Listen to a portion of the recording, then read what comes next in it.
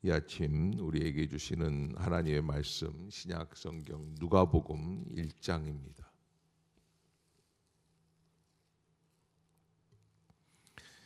누가복음 1장 우리 한 절씩 교독하도록 합시다.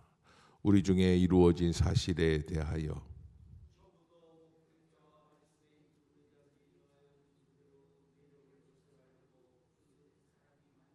그 모든 일을 근원부터 자세히 미루어 살핀 나도 데오빌로 각하에게 차례대로 써보내는 것이 좋은 줄 알았노니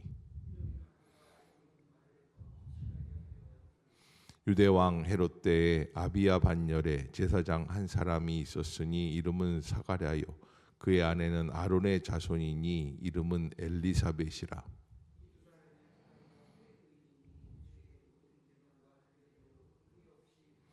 엘리사벳이 잉태를 못하므로 그들에게 자식이 없고 두 사람의 나이가 많더라.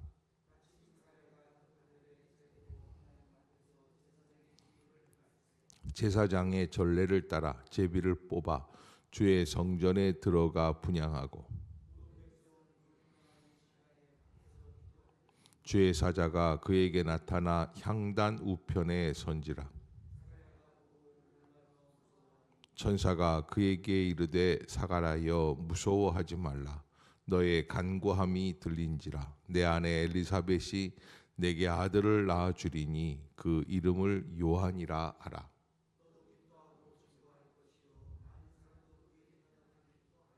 이는 그가 주 앞에 큰 자가 되며 포도주나 독한 술을 마시지 아니하며 모태로부터 성령의 충만함을 받아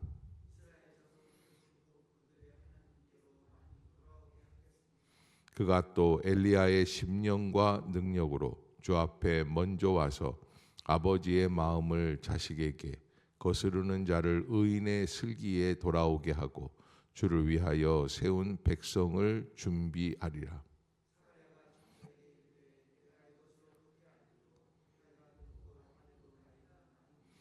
천사가 대답하여 이르되 나는 하나님 앞에 서 있는 가브리엘이라. 이 좋은 소식을 전하여 내게 말하라고 보내심을 받았노라.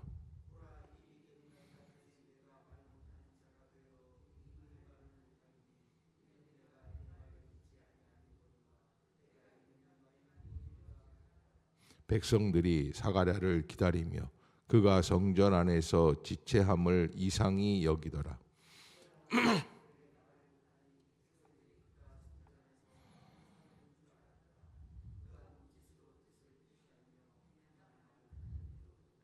그 직무의 날이 다 되매 집으로 돌아가니라.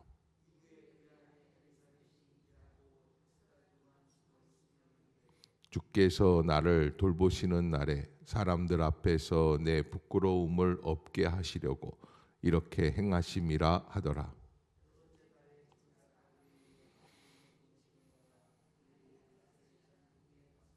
다윗의 자손 요셉이라 하는 사람과 약혼한 처녀에게 이르니 그 처녀의 이름은 마리아라.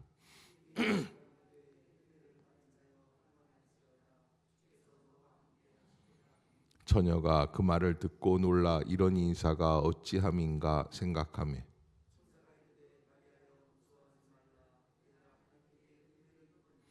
보라 내가 잉태하여 아들을 낳으리니 그 이름을 예수라 하라.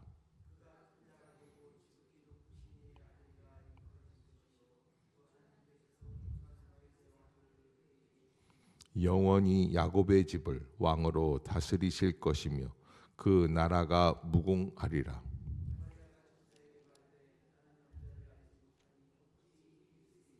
천사가 대답하여 이르되 성령이 내게 임하시고 지극히 높으신 이의 능력이 너를 덮으시리니 이러므로 나실 바 거룩한 이는 하나님의 아들이라 일컬어지리라.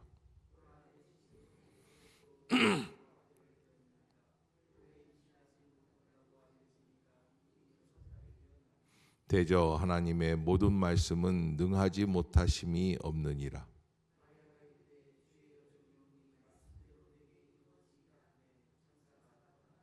이때에 마리아가 일어나 빨리 산골로 가서 유대 한 동네에 이르러 엘리사벳이 마리아가 문안함을 들음에 아이가 복중에서 뛰노는지라. 엘리사벳이 성령의 충만함을 받아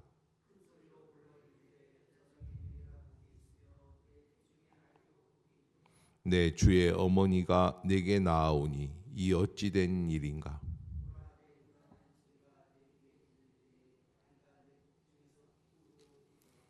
주께서 하신 말씀이 반드시 이루어지리라고 믿은 그 여자에게 복이 있도다. 내 마음이 하나님 내 구주를 기뻐하였음은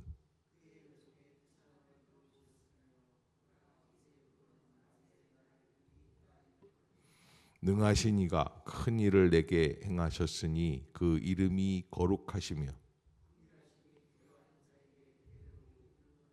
그의 팔로 힘을 보이사 마음의 생각이 교만한 자들을 흩으셨고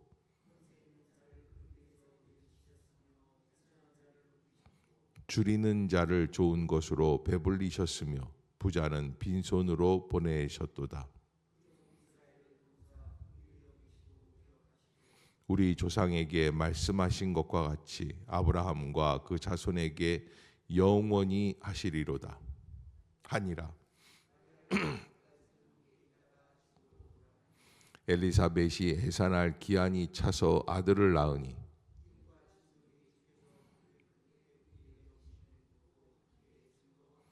8일이 되매 아이를 할례하러 와서 그 아버지의 이름을 따라 사가랴라 하고자 하더니 그들이 이르되 내 친족 중에 이 이름으로 이름한 이가 없다 하고 그가 서판을 달라 하여 그 이름을 요한이라 쓰매 다 놀랍게 여기더라.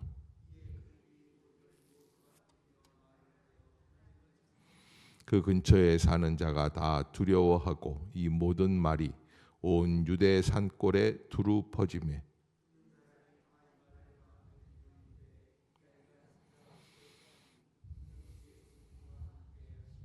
그 붙인 사가랴가 성령의 충만함을 받아 예언하여 이르되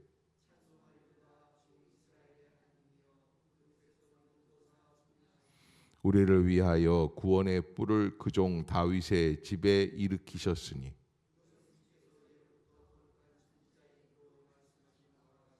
우리 원수에게서와 우리를 미워하는 모든 자의 손에서 구원하시는 일이라.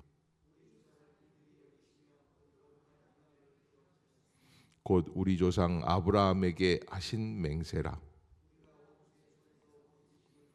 종신토록 주의 앞에서 성결과 의로 두려움이 없이 섬기게 하리라 하셨도다.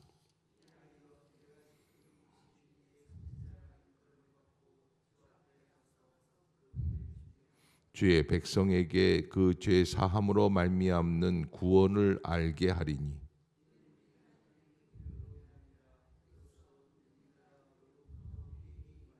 어둠과 죽음의 그늘에 앉은 자에게 비치고 우리 발을 평강의 길로 인도하시리로다 하니라.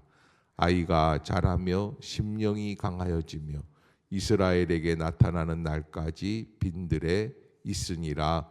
아멘. 할렐루야. 이 아침 주의 전을 찾으신 여러분들에게 하나님의 은혜와 평강이 함께 하시기를 축복합니다. 이게 이제 뭐 보통 80절까지니까 아마 가장 긴 장 중에 하나가 아닐까 생각되는 누가복음 1장을 우리가 이렇게 함께 읽었습니다. 누가복음 1장을 읽다 보면은 여러분들이 좀 느끼시죠?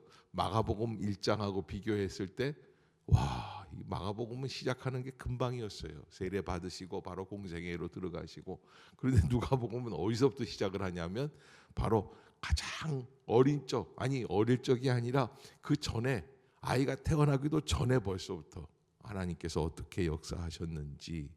누가라고 하는 사람은 의사 출신이었다고 말을 합니다. 그래서 모든 일을 꼼꼼하게 기록하는 그런 습관이 있었다고 하는 그런 이야기가 있습니다. 그래서 하나부터 열까지 모든 일을 수집을 해서 그래서 신약 성서 학자들 중에는 마가복음이 제일 단순하고 짧으니까 아마 이게 원래 원복음이 아니었을까 이렇게 생각하는 분들도 있고, 누가복음이 가장 모든 많은 자료들을 다 포함하고 있으니까 아마 이 누가를 L복음이라고 그러거든요. 이 L복음 기사가 제일 원복음이 아니었을까. 근데 아무튼 우리는요, 우리가 학자들이 아니기 때문에 이런 것이 누가가 그러냐 마가가 그러냐 이건 큰 중요하지가 않아요. 근데 우리는 이 누가를 보면서 아하, 예수님이 태어나시고 이 땅에 오셔서 메시아의 역사를 시작하실 때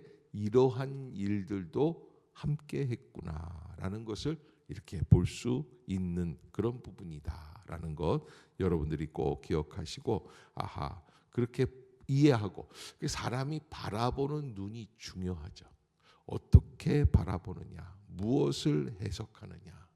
그래서 뭐 산속에 있는 옹달샘 샘물을 먹고 송아지는 무엇을 만들어낸다고 그래요? 우유를 만들어내요. 그런데 독사는 무엇을 만들어냅니까?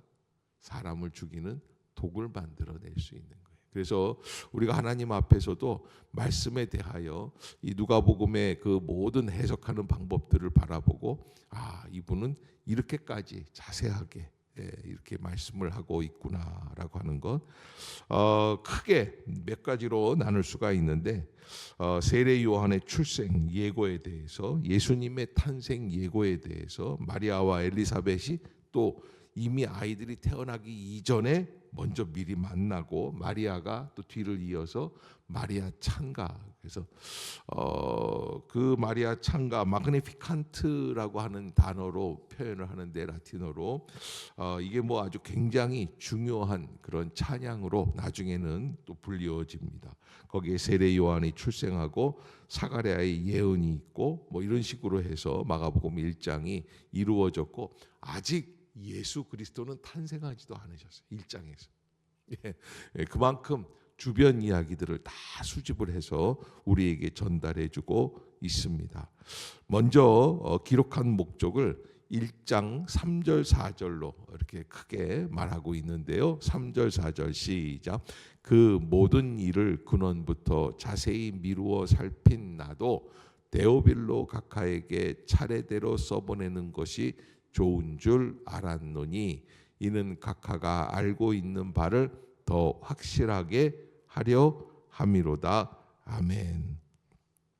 데오빌로라고 하는 것은 데오는 하나님이라는 헬라어예요. 빌로, 친구, 사랑한다. 그래서 하나님을 사랑하는 사람. 근데 이게 높은 사람일 것 같아요. 왜냐하면 각하라고 하는 표현을 썼기 때문에.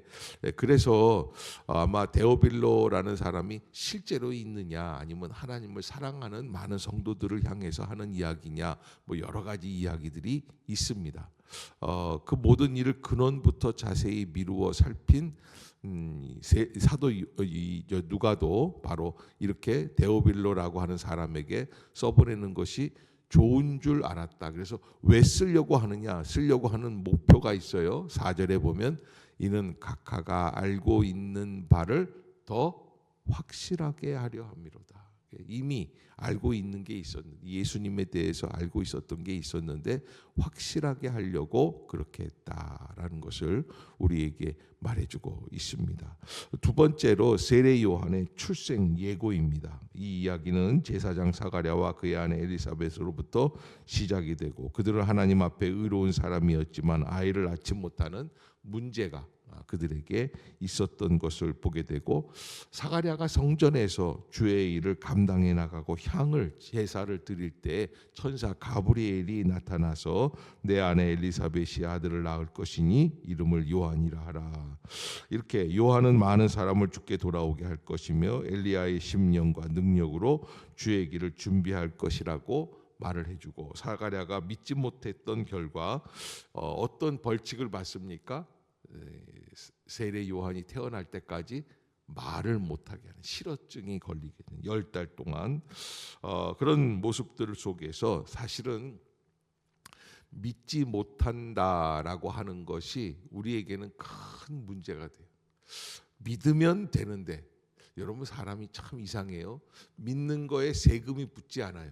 그런데 나는 너를 도저히 못 믿겠어. 이 말을 해야 속이 시원한 사람들이 있어요. 나는 이렇게 해서는 못 믿어. 뭐 이런 이야기들이 많이 있고요. 믿음이라고 하는 것이 굉장히 쉬운 것 같은데 참 어려운 일이 믿음입니다.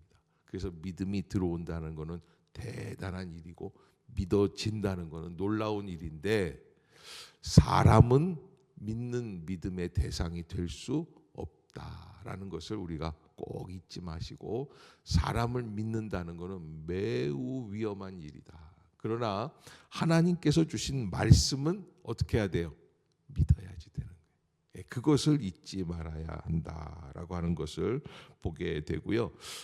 이 가브리엘 천사의 말씀을 믿지 못하고 받아들이지 못했던 세례 요한이 실어증이 걸려서 말씀을 못하는 것들을 이렇게 보면서 믿음이 없을 때 함부로 말을 하지 못하도록 하나님께서 미리 막으신 게 아닌가. 그러니까 믿음이 들어오면 말하는 게 달라지는데 믿음이 없으면 말하는 게 영 이상한 얘기를 하는 거예요. 그래서 우리가 믿음이 없는 상태에서 자꾸 뭐라고 얘기하는 거는 쉽지 않은 일이고 특히 교회 안에서도 내가 믿음이 생기지 않았다 그럴 때는 입을 다무는 게 좋을 듯한다라는 것도 한 가지 알아둬야 될 그런 모습들이라고 할 수 있습니다.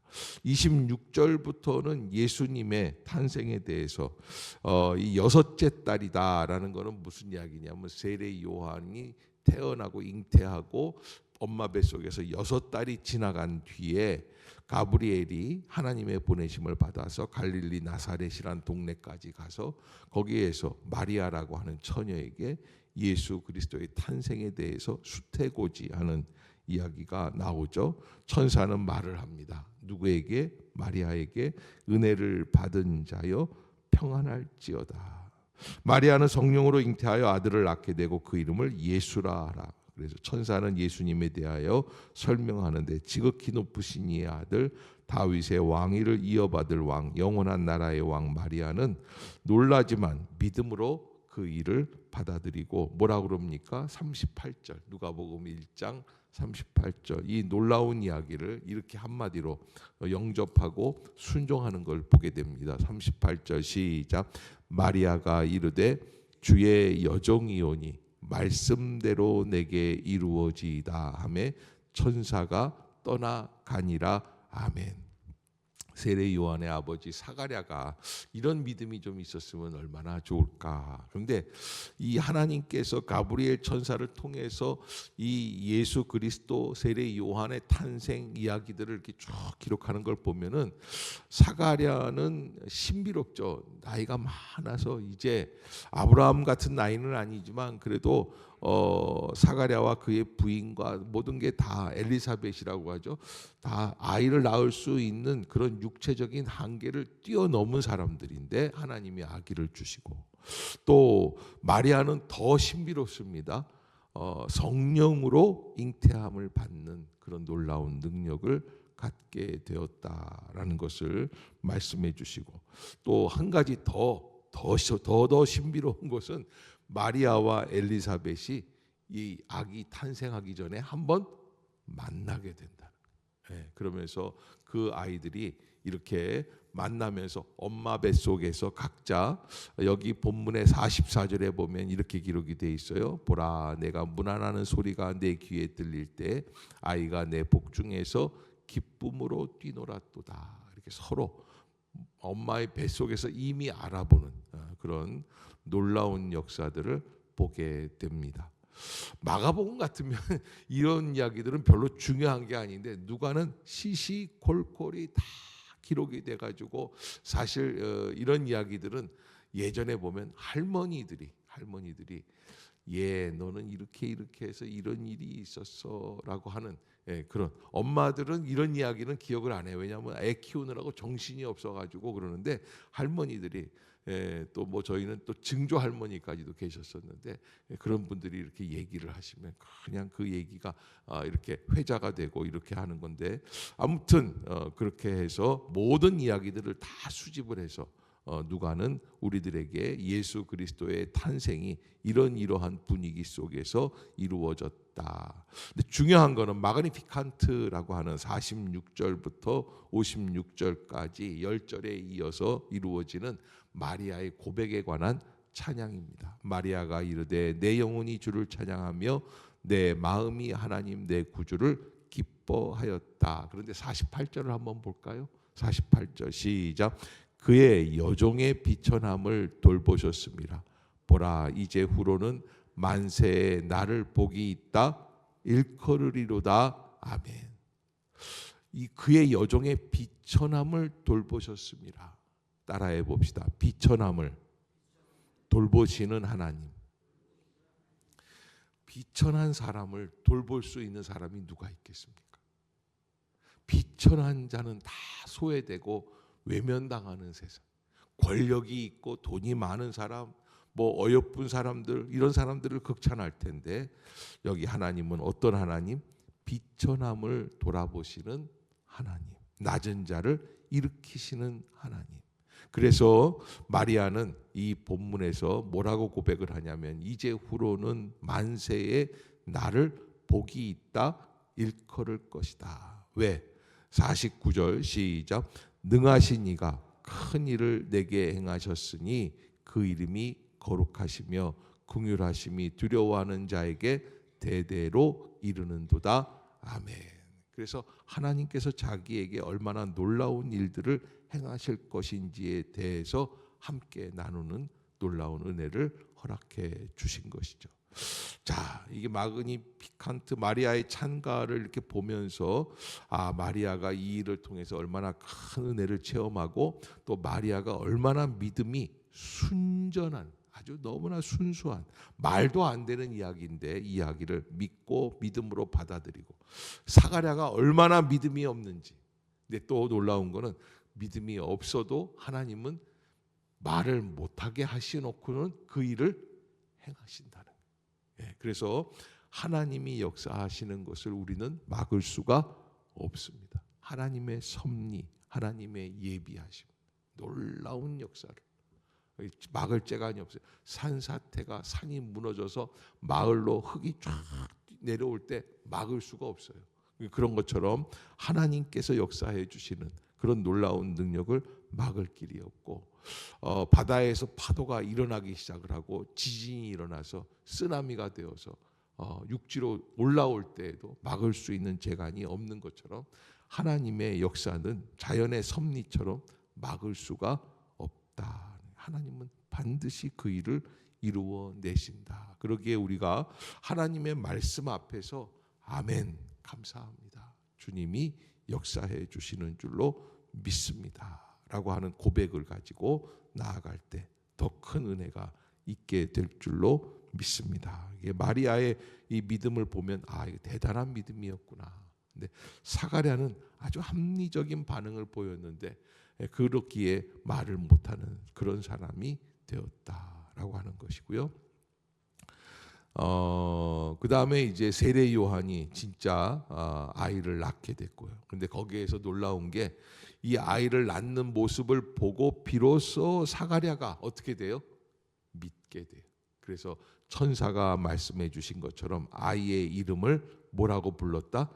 요한이라고. 그래서 63절에 62절에 보면 그의 아버지께 몸짓하여 무엇으로 이름을 지으려 하는가 물어봤더니 63절 시작. 그가 서판을 달라 하여 그 이름을 요한이라 쓰매 다 놀랍게 여기더라. 이 63절에서 요한이라고 썼다라고 하는 표현은 무엇이에요? 이 모든 섭리 되어진 일들, 이 모든 것들이 하나님의 천사 가브리엘이 내게 말씀해 준 사실이 옳습니다. 아멘입니다. 라고 받아들이기로 결단했다. 근데 놀라운 거는 그렇게 고백을 하니까 64절 시작. 이에 그 입이 곧 열리고 혀가 풀리며 말을 하여 하나님을 찬송하니 그 근처에 사는 자가 다 두려워하고 이 모든 말이 온 유대 산골에 두루 퍼치며 어떻게 됐냐? 66절에 듣는 사람이 다 이 말을 마음에 두며 이르되 이 아이가 장차 어찌 될까 하니 이는 주의 손이 그와 함께 하심이로라 있다라고 우리에게 전달되고 있습니다. 그렇게 이 아이의 역사를 체험을 하고 사가랴가 입이 풀리면서 제일 먼저 67절부터 마리아 창가가 46절부터 있었던 것처럼 67절부터 이제 사가랴의 찬양이 시작이 됩니다. 68절에 보면 찬송하리로다 주 이스라엘의 하나님이여 그 백성을 돌보사 속량하시며. 그래서 여기서도 본문은 이렇게 보면은 주님의 백성들을 돌아보시는 하나님, 속량해 주시는 하나님. 그래서 구원의 뿔을 그 종 다윗의 집에서 일으키시는 하나님. 여러분, 지금까지 사실은 이스라엘 역사 가운데 이 중간사, 예수님이 오시기 직전까지 바벨론 포로 이후에서부터 여기까지의 역사 속에서 400년 동안 암흑기가 지속이 돼요. 그거는 뭐냐면, 암흑기라는 거는 하나님의 말씀이 직접적으로 공식적으로 예언자를 통해서 예언되어진 말씀이 있다 없다? 없다는 거예요. 그러니까 버려진 바 된 고아와 같은, 마치 라디오가 있는데 라디오가 소리를 못 내요. 근데 어느 날 400년 만에 처음으로 라디오가 지지직 거리더니 소리가 나온다. 얼마나 놀라운 일이에요. 그런데 마치 하나님께서 이스라엘 백성을 통해서 이 아이를 통해 이제 그동안 400년 동안 멈췄던 하나님의 말씀들이 선포되지 않겠느냐 하는 것, 그런 역사와 기대감 속에서 사가랴가 하나님을 찬양하며 예언하게 되었다. 76절 하나님께서 이렇게 해주실 것을 이야기하는데 76절 시작. 이 아이여 네가 지극히 높으신 이의 선지자라 일컬음을 받고 주 앞에 앞서가서 그 길을 준비하여. 이게 세례 요한의 감당하는 마땅한 길이었다라는 것. 그래서 그 길을 준비하는 사람이었다라고 하는 것 우리에게 알려주고 있습니다. 하나님은 구원의 역사를 준비해 주십니다. 하나님은 그 구원의 역사를 어떤 사람을 통해서 역사하십니까? 겸손한 사람, 어려운 사람, 연약한 자, 가난한 자, 소외되었던 비천한 사람들. 그래서 마리아는 비천한 사람을 돌보시는 하나님이다 이렇게 했잖아요. 겸손한 사람들을 사용하신다라는 게, 그래서 우리가 하나님 앞에서 이 말씀을 읽을 때에 우리의 마음을 비우고 하나님의 음성 앞에 내가 순종하고 내가 따라가겠나이다. 내 생각, 내 마음, 내 심령, 내 판단이 아니라 하나님의 말씀에 아멘하겠습니다. 더 나아가서 구원의 시대가 시작이 되었다라는 것. 누가복음 1장은 구약에서 신약으로 넘어가는 구원의 문이 열리는 그러한 부분이다라는 것 여러분들이 잊지 마시고, 이제 새로운 복음서 누가복음을 1장부터 이렇게 하나하나 읽어나가면서 내가 어떻게 이 본문들을 바라보아야 할 것인가. 80절까지 아마 신약에서 제일 긴 장이 아닐까 싶을 정도로 아주 여러 가지 이야기들이 다 기록이 되어 있는데 한 가지 한 가지 다 버릴 것이 없고 아멘으로 받으면서 이러한 역사 속에서 하나님께서 예수 그리스도를 예비해 주셨구나라는 것 여러분들이 한 번 더 믿음으로 바라볼 수 있는 기회가 되시기를 바라겠습니다. 기도하겠습니다.